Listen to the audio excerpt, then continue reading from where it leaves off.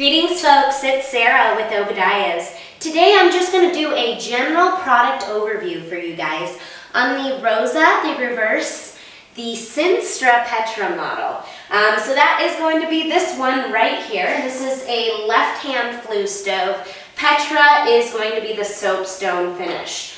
So again, just a general product overview, going to talk to you a little bit about the stove itself and its features. So the Nordica is going to be mostly a cast iron stove. The top and the frame is going to be cast iron. Your flue collar is cast iron. Your doors are cast iron. Your firebox is actually also going to be a fully cast iron line firebox. Now there are various items inside the stove that are just going to be sheet metal inside the oven. So of course your oven is going to be a porcelain enamel lined. However, this base body, the front of the stove, is going to be steel. The drawers are going to be steel. These legs are going to be steel. And then the corners of the stove are also going to be steel. You do have a couple of different damper controls, 3 on this particular model.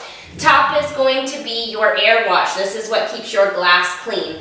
You do have a damper control located directly below the firebox. Very, very important to keep this open when starting your fire. Then you do have your oven damper control. Now, the Rosa Reverse model is going to be the only Nordica stove that has the outside air connection. So if you're in a very tightly sealed home, very well insulated, solar passive home, or a mobile home, then you will generally require an outside air kit. So the outside air kit does just connect right in here, directly behind the firebox. It brings outside combustion air directly inside the firebox. Overall, I'm very impressed with this little Nordica stove. I love it a lot. I think that the soapstone has a beautiful styling feature. So I hope that you guys find this video helpful. If you enjoy it, please give it a thumbs up, share it with your friends, click subscribe at the top of our channel. Thanks for watching, guys. Have a wonderful day.